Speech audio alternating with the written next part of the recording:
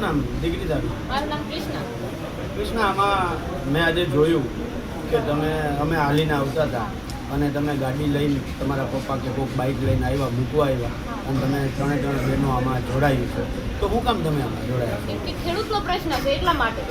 જ્યારે આ થાંભલા રહ્યા એ ખેતરમાં લગાવવામાં આવે છે તો ખેડૂતનું જ નુકસાન થવાનું ને, કે નોકરીવાળા તો પૈસા દેવા આવવાના નથી. જે ભાડામાં ખાય છે એ જ ભાડામાં કાણું કરે તો ધાન ક્યાંથી એમની જોડે પૂગવાનું? જો ખેડૂત એકવાર જો ખેતી કરવાનું બંધ કરી દેશે તો ઓલા શહેરમાં બેઠા એને એ નથી ખબર કે ડાઉનલોડ કરવા માટે તમારે આ ખેતીમાં રોટલી બોટલી બોલશો તો નહીં આવે ફોનમાંથી. એના માટે તો તમારે ખેડૂતના રોટલા જ ખાવા પડશે.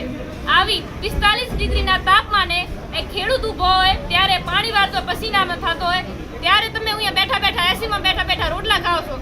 એના માટે તમારે ખેડૂતોને સપોર્ટ કરવો જોઈએ અને અમારો પ્રશ્નની અમારી જે માંગ છે એને પૂરી કરવી જોઈએ.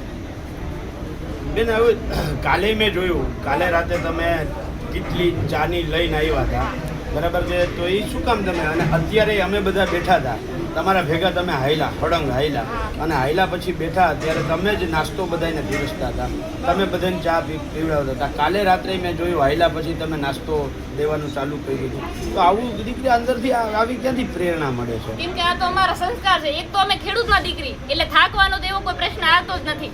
અને પછી જે અમારે આ રેલી કાઢી છે, જે સંઘ છે એ ખેડૂત માટે, તો અમારે થાકવાની પણ જુસ્સો આવે કે ખેડૂતની માંગો પૂરી થાય. અને એ ગરીબ જ્યારે આગળ હાલે છે લાઈનમાં, આ પસીના પૂફ થઈ જાય, એના માટે અમારે ઊભું રહેવું જોઈએ. અને અમારા સંસ્કાર છે ઘરેથી કે સેવા તો કરવી. અને તમે અમારે એટલે દૂરથી અમારે અહીંયા આવ્યા તો અમારે તમારી સાથે જોડાવાનું ફરજ પડે. કૃષ્ણા, તારા જેવા ગુજરાતમાં હજારો યુવાનો છે ઘણા બધા જે સોશિયલ મીડિયામાં રીલું બનાવીને નાખે છે, બરાબર છે? એ લોકોને તો શું સંદેશો આપીશ કે શું કરવું જોઈએ એ લોકો, અને શા માટે આ યાત્રામાં જોડાવવું જોઈએ? પહેલી વાત તો એ કે બેઠા બેઠા રીલ ક્યારે બનાવે? જ્યારે ખેડૂત અહીંયા બેઠો બેઠો કમાઈને એના ઘર સુધી પહોંચાડે છે ત્યારે.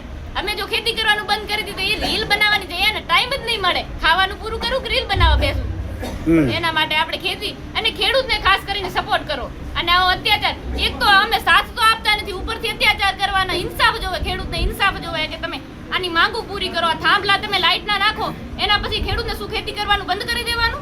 એને બીજો તો ધંધો છે નહીં, અને ખેતી કરવાનું બંધ કરી દે તો શું કરવાનું? એક ખેડૂત દુઃખી નહીં થાય, આખી દુનિયા દુઃખી થવાની છે ખેડૂતના લીધેથી.